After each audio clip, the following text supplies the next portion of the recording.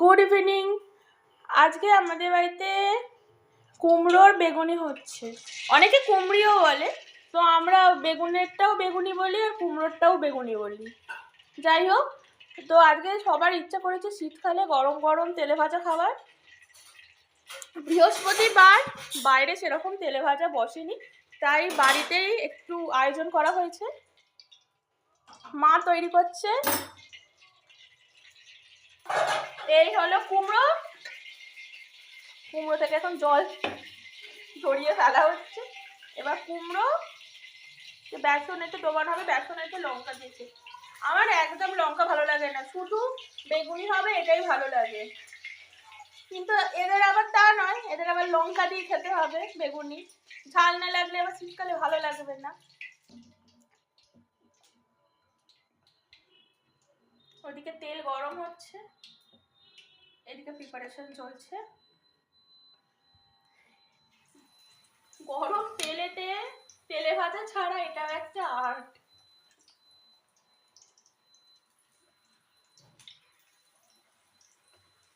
কতগুলো দেবে একসাথে? মা পারলে সবগুলোই একসাথে দিয়ে দেয়, তাড়াতাড়ি হয়ে যায় যাতে।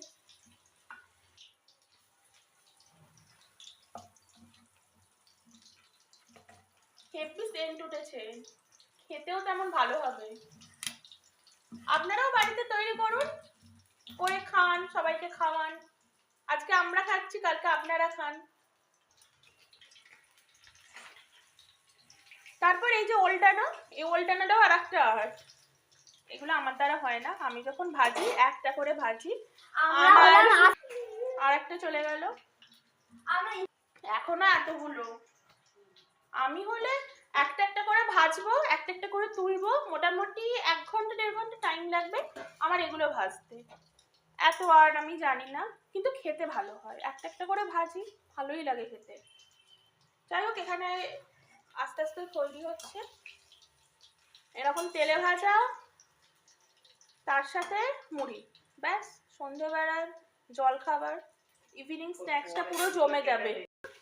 কুমড়োর থেকে হাফ ছাল খুলে চলে গেছে, মানে অর্ধেকটা রয়েছে, অর্ধেকটা খুলে গেছে। কিন্তু এটা থেকেও বেরোনোর ট্রিক্স কিছুই না, যেখানটা খুলে গেছে নতুন করে ব্যাটার দিয়ে দিন, কোনো অসুবিধা নেই। ওটা এই পিঠটা ভাজা হয়ে গেলে ও পিঠ ভাজা হয়ে যাবে, কেউ বুঝতেও পারবে না। এগুলোও জানতে হবে, নাহলে আর তেলে ভাজা ভেজে কি লাভ, এগুলোই যদি না জানলে। তাই জন্যই চ্যানেলকে ফলো করুন, এরকম অদ্ভুত অদ্ভুত অনেক কিছু কাণ্ড দেখতে পাবেন। দেখুন, বুঝতে পারছেন খারাপ হয়েছে কোনটা? এইটা কিন্তু ছাল। মা দেখি দাও তো কোনটা ছাল। এইটা কিন্তু ছালটা উঠে এসেছে এটা।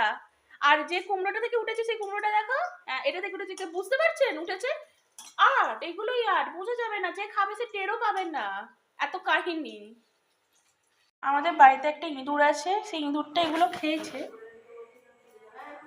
দেখুন, কুমড়োগুলো খায়নি, শুধু তেলে ভাজার ছালটা খেয়ে নিয়েছে। ইঁদুরের এখন পড়তে বসেছে ইঁদুরটা। এই দেখুন ইঁদুরের খাবার। ইঁদুর একটুখানি খেয়ে পালিয়েছে। কাকিমা আবার আলু কেটে দিল, বেসনটা বেশি হয়েছে সেই জন্য এবার আলুর চপ হবে। আলুর চপ মানে এমনি আলুকে ওই ব্যাটারটা দিয়ে তেলে ছাড়া, আর কিছুই না। বেশি হয়ে গেছে, কি করা যায়, আলু ছাড়া তো গতি নেই না। কতগুলো ভাজা হয়েছে, এখন কতগুলো কড়ায় এখনো বাকি, তার সাথে আলু ফ্রি। আমার খিদে পেয়ে গেছে, তাই আমি আর বেশি ভাত না বকে আমি এবার মুড়ি খেতে বসে যাই, কারণ এরপর ওয়েট করলে আর থাকা যাবে না। এত সুন্দর গন্ধ বেরিয়েছে।